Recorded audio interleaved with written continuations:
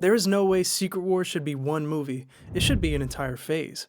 Instead of just one rushed crossover movie, Doomsday should totally kickstart an entire Battleworld phase, a grand event with crazy what-if stories all on this one planet ruled by God Emperor Doom and policed by his army of Thors. So if we're going to start this, we're going to start swinging with Planet Hulk. So the setup is going to be a little bit different right off the bat because in the comic, the Hulk is sent to this planet by the Avengers in the aftermath of their fight, and he loses control. But in this version, he's going to be sent to this domain of Hulks by Dr. Doom. In Secret Wars 2015, there is a part of Battleworld that's all Hulks, and the Maestro is the main villain. He's like a tyrant that rules over this domain. So blending these two stories together with a mix of modern MCU, like adding She-Hulk in there, could be the best way to go. Since this is just a hypothetical pitch video, I feel the inclination to just retcon She-Hulk and forget that Scar was ever introduced in that horrible manner, but instead we'll actually roll with the punches and I'll use that to my advantage.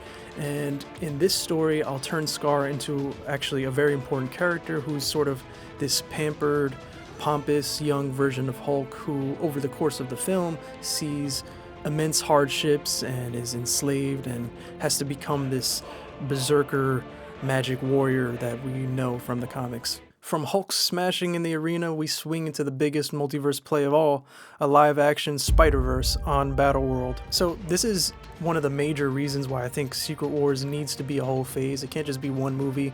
Now, you can have the story without Miles Morales and without the other Spider people, but why would you? Why would you want to?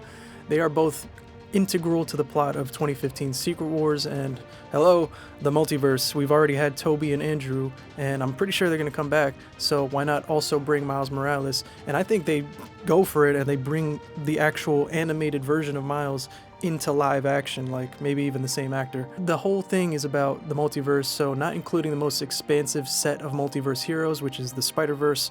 It makes no sense. They have to do it. And since it looks like we're not getting Spider-Verse 3 anytime soon, unfortunately, it's difficult to think that Marvel could tie in the animation with the live action in a convincing way without it feeling rushed or jarring. But nonetheless, I think they should try it. There's nothing in this. But as we know, Battleworld isn't just for cosmic and animated crossovers. There's a Nightmare Corner built directly for the Defenders. So this could be a crazy one, but at least it's the one that I'm least sure about, because I don't know how exactly you throw Daredevil and other street-level heroes into a multiversal Battleworld scenario, and most likely Marvel won't, but I'd be damned if I don't cram every character that I can into this pitch. So here's my insane one for the Defenders. The story will revolve around the Defenders, Daredevil, Jessica Jones, Luke Cage, and yes, Iron Fist, living in a version of Hell's Kitchen, New York on Battleworld that is actually hell and is ruled by the devil, Mephisto. Now, in this story, I imagine Daredevil actually turning into the devil, maybe possessed and using the powers of Mephisto, maybe because he made a deal to try to bring back Elektra, who died way back in the end of the Defenders Netflix show. You see, I can tie continuity back into this. Everything could tie together and make sense. So the Defenders are going to have to fight this super powerful devil, Matt Murdock, and bring him back to reality and battle Mephisto. Could be a fairly low stakes story, but you could infuse some genuine horror into it, and you have yourself a super unique superhero movie that actually fits on Battleworld in this whole phase. And while the comics didn't give the X-Men much to do in Secret Wars, Battleworld is the perfect excuse to cut loose. X-Men Savage Land. What's exciting is that Doomsday seems like it's going to be a sort of Avengers versus X-Men movie, which could be awesome. My pitch is actually going to be a little wacky, since I feel like it would be awkward to see a brand new X-Men cast brought in during Battleworld. It makes sense that they'd wait to do like a whole mutant saga after, but we still want some X-Men adventures, right? So I think this X-Men Savage Land storyline could actually take place in X-Men 97, the animated series. Yes, tie in the cartoon with Secret Wars and bring in those animated characters into Battleworld and have them come into contact with God Emperor Doom. I mean, you have a great opportunity here. And Savage Land actually has some continuity here because it actually was a storyline in the 90s animated series. This sort of prehistoric wasteland would be the perfect place to drop the X-Men into as they battle to escape from under the thumb of God Emperor Doom and to try to escape to another part of Battleworld. But this grand event wouldn't be complete without another cosmic obsession, the Infinity Stones scattered across Battleworld. Infinity Quest. I think this could be like one of the coolest stories if they did this properly. Now this one might be a little controversial because it seems on the surface like we'd be retreading some of the same ground that we've already seen. In a way, yes, but no. Now I think it could be super interesting to have Thanos on Battleworld and in a similar capacity to the 2015 Secret Wars version. Some of you might already know where I'm going with this. Basically, as soon as Thanos and the Black Order touch down on Battleworld in the comic, Thanos is brutally killed by Doctor Doom and turned into a skeleton. Now, that could happen in this Infinity Quest film, but I'm thinking a little bit later, maybe towards the end. And alongside Thanos as the main antagonist, we'll get Nova as the main protagonist. Now, I know a lot of people have wanted to see Nova in the MCU, me included, so now we'll finally get it. Loosely inspired by the 2015 Infinity Gauntlet storyline where Thanos invades New Xandar on Battleworld and fights this variant of Nova, but in this version we'll get the OG Nova that we all know and want, and an even more savage version of Thanos than ever before. And it'll essentially be a battle for the Infinity Stones and an adventure to find them scattered all across Battleworld. For those of you who don't know, spoiler alert for the end of Secret Wars, I guess, in the end it's T'Challa, Black Panther, who wields this makeshift Infinity Gauntlet, and he uses it to battle God Emperor Doom in a bid to buy time for Doctor Strange and Reed Richards to strip Doctor Doom of his powers. So this Nova Infinity Quest storyline could be one of the most important ones, and it could be one of the most exciting ones, just a sprawling adventure across these different multiversal realms all mashed together and tie in MCU history and bring back, you know, the greatest villain that Marvel's ever had in the movies. While Nova and Thanos tear across Battleworld, the supernatural side of the MCU is quietly tearing down Doom's defenses too. Midnight Suns. So, I need this one. Similarly to the Defenders storyline, the Midnight Suns will follow a sort of street level, albeit more supernatural set of characters like Moon Knight, Blade, Morbius, Man-Thing, Ghost Rider.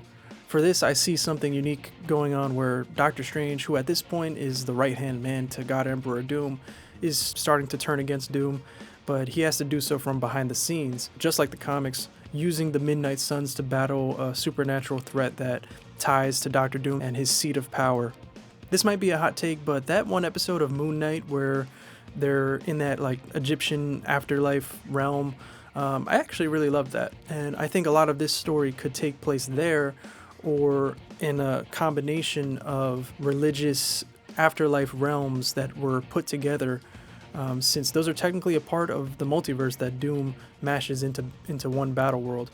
As for the big supernatural threat slash villain, it could literally be a bunch of gods that Doom has made a pact with, like essentially like you guys get to keep your realms but make sure nobody gets past them, using the afterlife realms as a barrier between Doom's kingdom and the rest of Battleworlds, so the Midnight Suns can battle different gods like Khonshu in a bid to make this barrier between Doom's realm and the rest fall. But once this spiritual shield falls, there's still one more line of defense that separates Doom and absolute chaos: the wall and what's behind it. Marvel Zombies. So this one, I wanted to go absolutely balls to the wall, literally. The villains here are a garrison of the army of Thors. The garrison watches over the wall, which for those of you who don't know, again, spoilers for Secret Wars, after the incursion and the creation of Battleworld, Doctor Doom did stuff to the Fantastic Four. For one, he took Sue Storm as his wife. He took her and Reed's kids as his own kids. Then he transformed the Human Torch into the orbiting sun of Battleworld, and he transformed the Thing into this giant wall that separates the rest of Battleworld from an army of Marvel zombies. Now, in this film, my two main characters that I chose are actually Wolverine and the Punisher, but not just any Punisher. This is going to be a version of Frank Castle that has taken on the powers of the Ghost Rider. These are just some of the many variants that we'll see that have been thrust into this zombie domain and meant to fight simply for the entertainment of the army of Thors. So together they're going to help each other take down this oppressive army garrison and break down the wall, which has great ripple effects for Secret Wars, letting in an army of zombies. So all of these stories so far have just been pressure building under Doom's rule, and finally it explodes in the grand finale. So last but not least, we have Secret Wars, the grand finale to the multiverse saga and this proposed Battleworld phase. Now, I probably could have listed, no joke, like 15 or 20 more story ideas. I mean, we didn't even really touch upon the Guardians of the Galaxy or Thor, the Thunderbolts, Captain America, Shang-Chi, Vision, Scarlet Witch, Young Avengers, and so many more. But I didn't want this video to go on forever, so I figured I'd keep the phase lean and at least somewhat practical. Let's just say they're all going to be in this movie. The central heroes from the life raft that survived the incursion, presumably at the end of Avengers Doomsday, are here on Battleworld. In the comics, that's Spider-Man, Miles Morales, Star-Lord, Captain Marvel, Thor, Phoenix Force imbued Cyclops, Black Panther, Reed Richards. Now in the movie, it's likely going to be way different of a roster, like Tom Holland, Andrew Garfield, Tobey Maguire, Spider-Man, Star-Lord, Thor, Reed, some of the Thunderbolts, Captain Marvel, and God knows who else. The heroes all go on their little mini adventures across Battleworld and meet up in the end for the final battle, where the army of Thors clashes with our heroes and the army of Marvel zombies, where Black Panther uses the Infinity Gauntlet and the stones that were gathered in the Infinity Quest film to battle Doom, whilst Reed and Doctor Strange make it to Molecule Man or whatever source of power Doom has in the movie, and they take Doom's powers away from him and give them to Reed. Reed Richards uses the Beyonder's powers to dissolve Battleworld and to restore a singular timeline. So in the comics, Franklin Richards uses his reality warping power to actually start creating new universes. But I think we'll just skip that part, because Secret Wars was the opportunity to see all the wacky throwback variants like Nicolas Cage Ghost Rider or whoever else you can possibly pull out the hat. Now we have the opportunity, a great opportunity, to have every character ever introduced in Marvel now in the same singular universe, and just one dedicated version, a full reset. So everybody shares this new mainline Marvel cinematic universe. Even Doctor Doom, who at the end removes his mask and his face is finally healed, which is something that even with his Beyonder powers he was never able to do, or for some reason he just never did. Finally, he's at peace. Well, until the next time he shows up as a villain, because who are we kidding? You can't have too much Doctor Doom. And that's one of the reasons I wanted to make this video, is because in my mind, it's like, we all wanted Doctor Doom for so long. So how are you going to just rush into the most OP version of Doctor Doom imaginable in one movie? It just doesn't make sense. After this, we reset Doctor Doom. We'll still have him around, probably a different actor, because we can't pay $20 million per movie just on Robert Downey Jr., even though I love the guy. So that's it. That's my pitch for a Battleworld event, the whole Secret Wars phase rather than just one movie. If you're still here, you're exactly the kind of fan that Marvel needs feedback from, so don't stop now. If you like this story pitch, click somewhere or subscribe to see others. I have one for a Thor 5 movie. I have one for a Blade TV series. Not just Marvel though, I also have a Elder Scrolls TV series pitch, which I'm really proud of. And if you want Marvel to actually make Battleworld a full phase rather than just a handful of movies, subscribe so we can react to it together.